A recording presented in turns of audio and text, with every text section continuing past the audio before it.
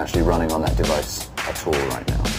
The other phone here is an iPhone, but to be honest, it could be anything. All I'm doing from here is sending SMSs. So I could even send this from the oldest Nokia in the world. It would still work. So this phone is actually deeply compromised, but the user is entirely unaware of that. So if we simply send a message to that phone that just says, "This is your master."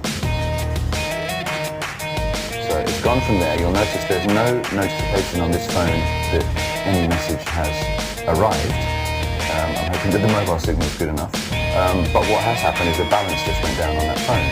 So obviously if this was a contract phone, you wouldn't even get a message that the balance just went down. The reason the balance went down is because the phone sent me a reply. It says, "I'm ready to serve you." So if we go into the messages on this device, there's been no messages received other than one from my UK service provider telling me that I'm abroad. But none of this is your master stuff has been received because the malicious app is intercepting those text messages and making sure that it acts on them but doesn't display them to the end user.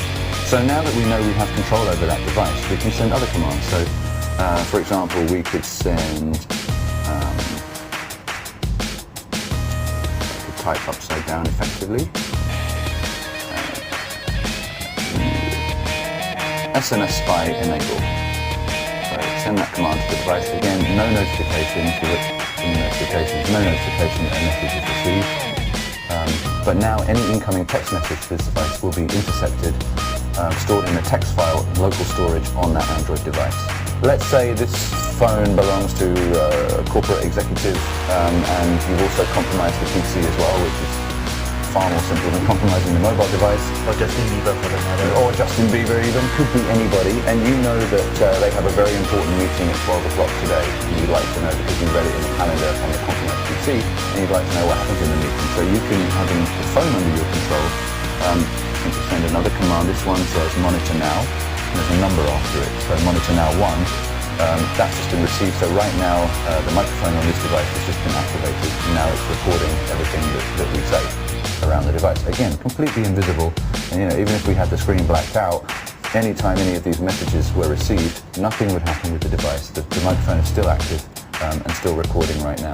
There are other commands to activate the camera, take video footage, take photo stills, and so on. So if it comes to a point where I think, okay, I've got the information that I want from that phone right now, I've got a day's worth of text messages, I know there's been some phone calls, I turn the microphone on, I have a bunch of data, it's time for me to retrieve that data. I can simply send another command to the compromised device.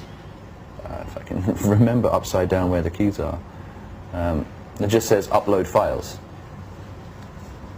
So now what the compromised device is doing is taking, in this example, that 1 minute of audio data and anything else that was received at the time.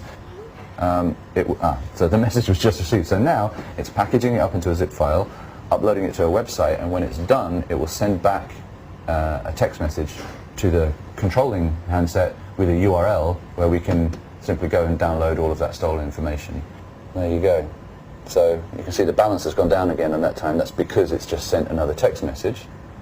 And this text message here says, uploaded, file download URL, file delete URL.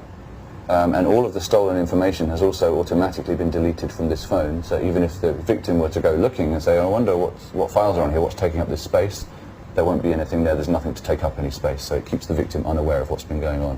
So what we'll do now is we'll get a web browser up on the laptop and go to this URL just to demonstrate that this is not a lot of hocus pocus and it's the right audio of me talking just now. Okay, so we're going to go to that same URL. Sendspace.com. Now there's nothing illegal or bad about Sendspace. It's just a file where you can a site where you can upload and download files. LCYHNJ.